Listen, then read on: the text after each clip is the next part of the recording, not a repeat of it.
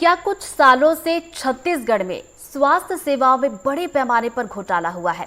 क्या करोड़ों की स्वास्थ्य सामग्री खरीदी गई और एक तरह से कूड़े में डाल दी गई? कम से कम प्रधान महालेखाकार यानी कि प्रिंसिपल अकाउंटेंट जनरल ने जो खत छत्तीसगढ़ सरकार को लिखा है, जिसकी एक्सक्लूसिव कॉपी एनडीटीवी के पास है, उससे यही साबित होता है कि इस खत में उन्होंने कई गंभीर आरोप लगाए हैं।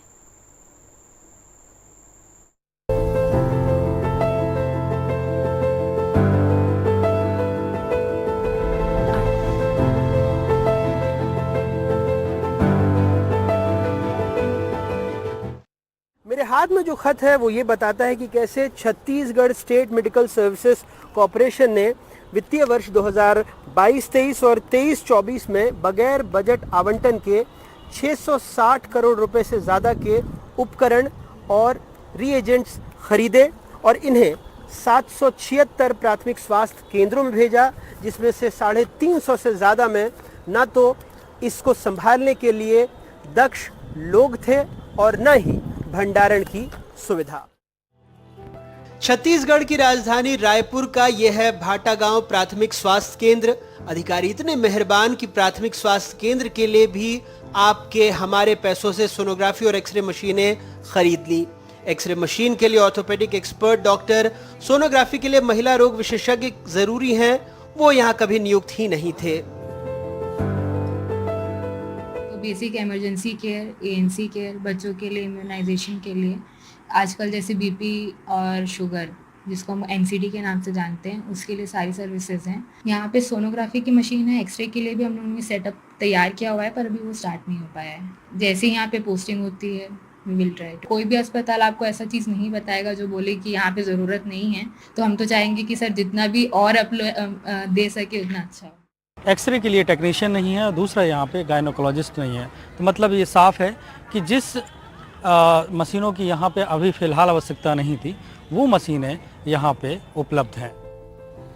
उरला प्राथमिक स्वास्थ्य केंद्र में बड़ी संख्या में कुर्सियां पड़ी हैं, बस रखने की जगह नहीं है।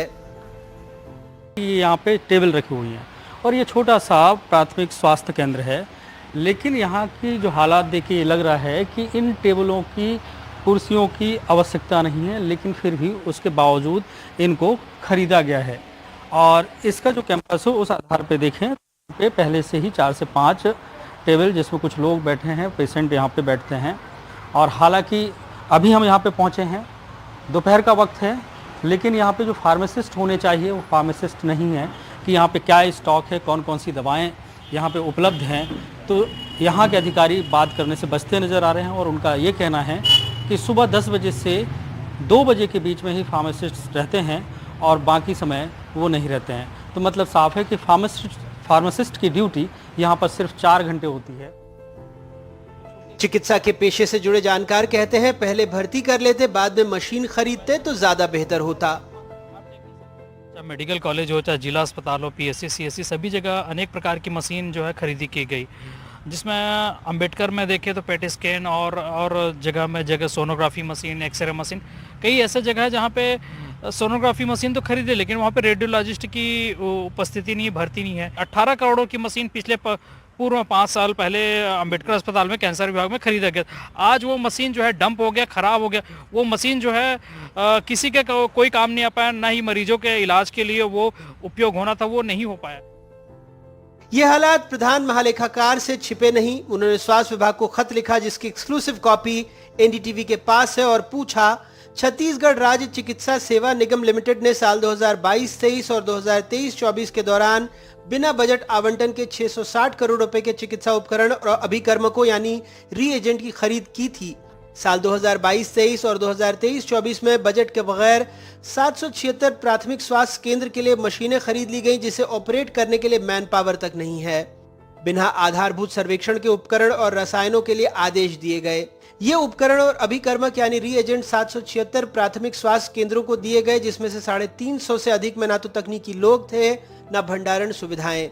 आयुष्मान भारत के दिशा निर्देशों के अनुरूप डायग्नोस्टिक टेस्ट की सीमा का विस्तार किया जाना था, लेकिन सभी 776 प्राथमिक स्वास्थ्य केंद्रों में समान मात्रा में उपकरण और अभिकर्मक खरीद लिए गए।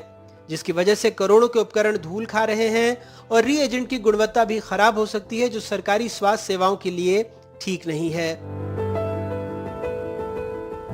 इसी बंदरबाट का नतीजा है कि जशपुर के चुरिल कोना में आज तक लोगों ने एम्बुलेंस नहीं देखी। कोई बीमार हुआ तो कुछ यूं डोली में बिठाकर चल दिए।